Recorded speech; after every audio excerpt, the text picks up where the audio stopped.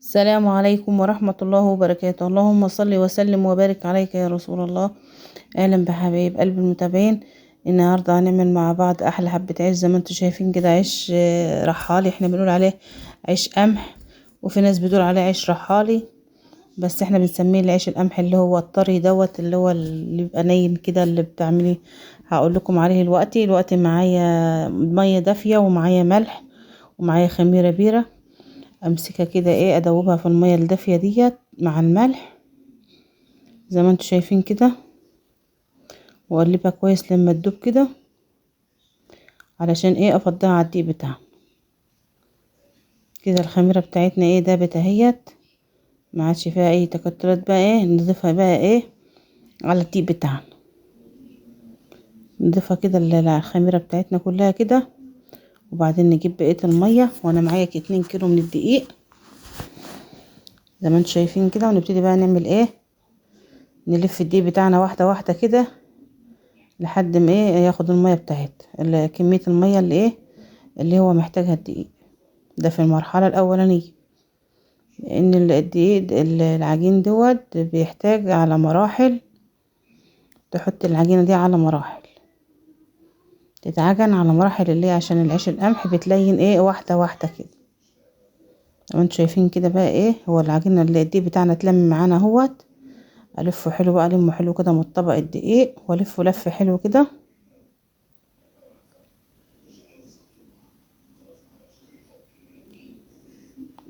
كده العجينة كلها بتاعتنا اتلمت من الطبق كده، وما عادش فيه اي دقيق.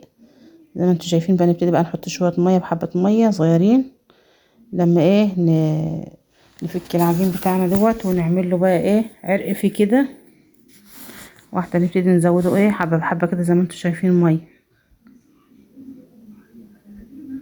عشان العجينة دي زي ما انتوا عارفين العيش الرحايل او العيش القمح بيبقى تبقى عجينته لينة، مبتبقاش زي الرقاق ولا زي العيش. بيبقى لين. تبتدي بقى تليني كده واحدة واحدة زي ما انتوا شايفين كده. اديله المية واشرب المية فيه وارجع ازود مية تاني. ما يشرب المية نرجع نزوده تاني لحد ما نكتفي ونبقى عارفين بقى السمك بتاعه. كل ما بتديله مية كده كل ما بيفك من بعضه كده، وبيبقى فيه عرق، عامل عرق كده زي ما انتوا شايفين كده. بقى تديله لما تشرب المية اللي فيه تاني، وترجعي نزود فيه تاني.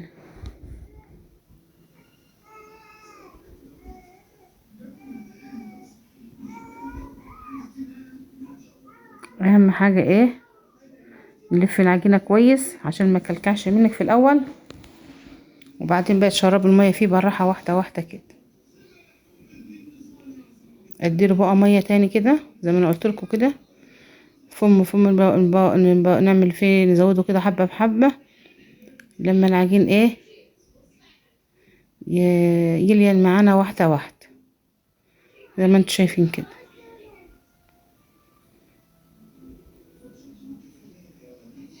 نشرب المية بتاعته كده فيه، يفضل نلت فيه كده لما يشرب المية اللي انا اديتها له. ولته جامد كده علشان كله ياخد يشرب المية، عشان العجينة تفرد معانا، عشان ما بتبقى فيها عروق كده تفضلي تلتي فيه كده، عشان العروق اللي فيه دي تروح تاني مع ان انت بتلينيه. مع التلينة دي بتبقى عامل عروق كده، لازم انت تفككيه من بعضه وتلت جامد وتلفيه ببعضه كده لحد ما العروق بتاعتنا دي تفك، وترجعي برضو تزودي مية تاني لحد ما تعوزي السمك اللي انت عايزاه بتاع المية، او العيش، خفية العيش زي ما انت عايزاه بقى. نبتدي برضو تاني نديله فم كمان مية زي ما انتوا شايفينه. اشرب المية اللي فيه كده، اشرب المية قلت كده لما يشرب المية بتاعتنا كلها كده.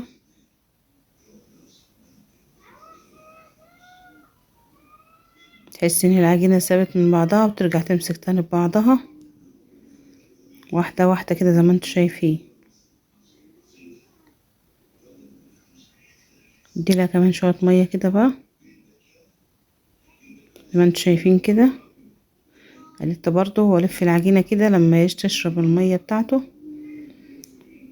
ارب فيه كده بقى، ابتدي بقى ايه، ما عدتش هتعرفي تلتي بقى، تربي بقى العجينه بتاعتك بقى كده، تلفي العجينه كده لما تشرب الميه وتفك العروق اللي هي فيها. شوفوا العجينه بايشه في ايدينا ازاي، نفضل نلف فيها ونبرم فيها كده لما تشرب ايه الميه بتاعتها، واجيبها من تحت لفوق كده عشان كلها تبقى زي بعضها وشربت الايه الميه زي بعضها زي ما انتم شايفين كده. ارب فيه العجينه كده زي ما انتم شايفين، بنربها كده، بنفحها. إن كنا زمان بنمسكها بقى ايه، كنا بنعمل كميات كبيره واعملها زي ما انتم بتشوفوها كده، بس اعملها بقى بايديا الاتنين واضربها ضربه فرقع في قلب القروانه وكده. انما احنا عدنا بقى ايه، ما عدناش بنعمل كميات كبيره زي زمان. كانت زمان بتبقى عيل كبيره ولازم تعملي بقى بالاربع علب وبالخمس علب. الوقت احنا بنعمل كيلو 2 كيلو على قد ايه اكلة ساعتها، عشان ما يبقاش ايه تاكل على قد هو سخن كده. بتفضلي تربي فيه كده علشان العروق او التعريقه اللي انا بقول لكم عليها دي، لما العجينه كلها تسيب وتبقى زي بعضها زي بعضها كده زي ما انتوا شايفين. افضل ارد فيه كده، ارب فيه كده بايديا كده، بايد واحده بايديك الاتنين على حسب. كمان العجينه عاوله بعمل بايد واحده شويه واريح بالايد التانية شويه زي ما انتوا شايفين. بيكون العجين كتير بنكون بنعمل بايدينا الاتنين على حسب يعني كده. انا دلوقتي بعملها بربه بايديا الاتنين اهو. كنت زمان بنمسكه بقى نفرقع العجينه كده زي ما انتوا شايفين، تتربي كده وتفرقع عشان العجينه تعمل عرق وتبقى عجينه سايحه في ايديك وتبقى حلوه. هي كده بقى ايه، ما عادش عايزه ميه، بس انا بقى ايه بلازم انا التها حلوه، نفك التعريقه اللي فيها تبقى العجينه كلها زي بعضها. والرب زي ما انتوا شايفين كده، لما العجينه تبقى كلها زي بعضها تبقى ايه حته واحده كلها ايه اتربط او اتلتت زي بعضها، تبقى ايه عجينتك مظبوطه بتاعه العيش القمح او العيش الرحال زي ما الناس بتقول. في ناس في بلاد بتقولك عليه عيش رحال، احنا بنقول عليه عيش قمح. يبقى لين كده وبيطز، ناكله بقى بالطعميه، ناكله بالفسيخ، ناكله بالحاجات اللي هي ايه بتحتاج العيش اللين الحلو ده. تفضلي تربي فيه. شوفي العجين بقى، في العجينه في ايديكي بقت عامله زي الملبن ازاي. ده العيش القمح بتاعنا بقى اللي هو الفلاحي الجميل الطري كده بتاع زمان، اللي كانت ايه زي ما قلت لكم بيعملوا ياكلوا بقى بيه الحاجات اللي هي الطريه ديت. كانت زمان الناس بتعمله في الاعياد في اي مناسبه عندها يبقوا عاملين الاكل، ولازم برضو العيش الطري ده جنب منه كده.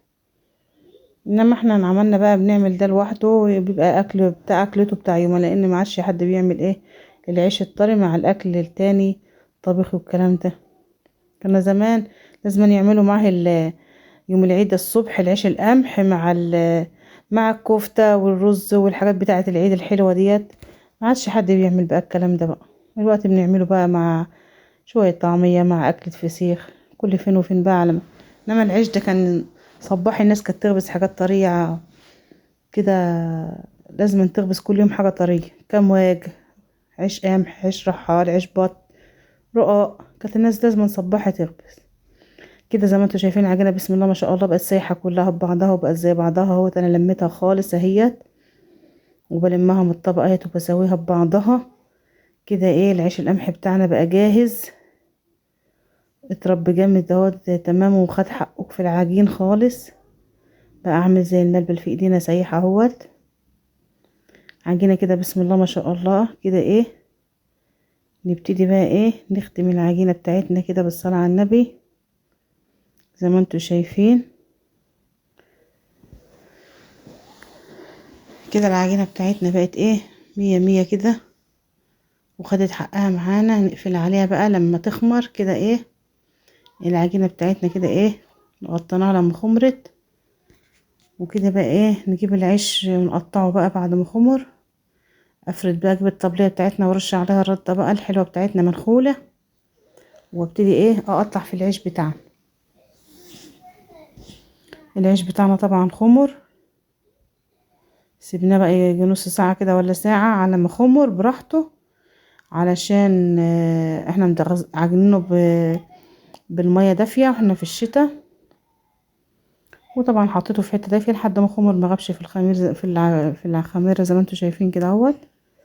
بسم الله ما شاء الله، زي ما انتوا شايفين العجينة اهي قدام منكم، حاجة كده زي الملبلة اهيت.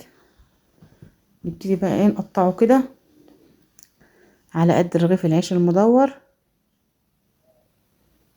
زي ما انتوا كده شايفين. بقى نمسك نعص ايدينا كده زيت عشان ما يلزقش في ايدينا، عشان انتوا عارفين ان هو طري. اقوم ايه بقى ايه اقطعهم كده. شوفوا هيطلعوا معانا كام رغيف. هما ال الاتنين كيلو دقيق عملوا معانا 15 رغيف،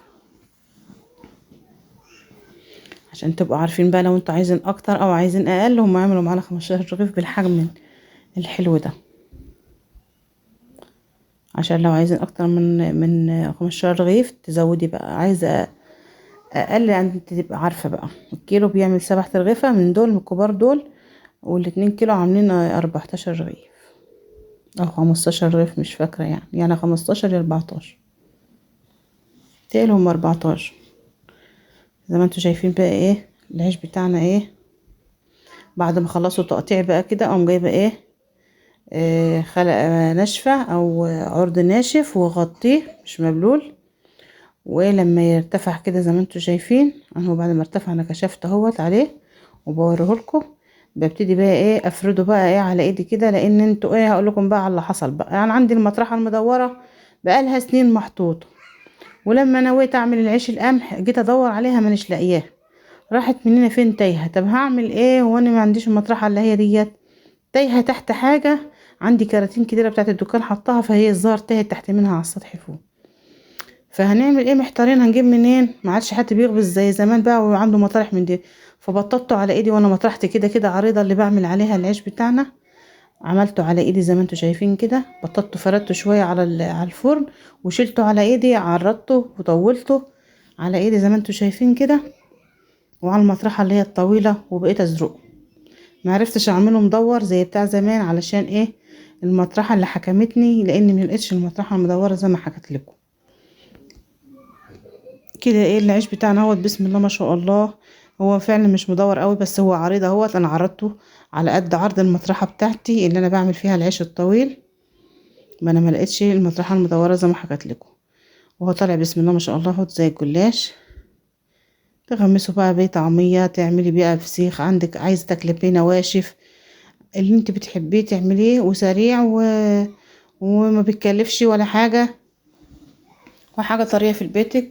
بس هو بتاع يوم، لانه ما بيبات. ما والدتي بقى بتقول لي ايه خف الرده شويه، عشان الرده مصفره ارضيه العيش وكده.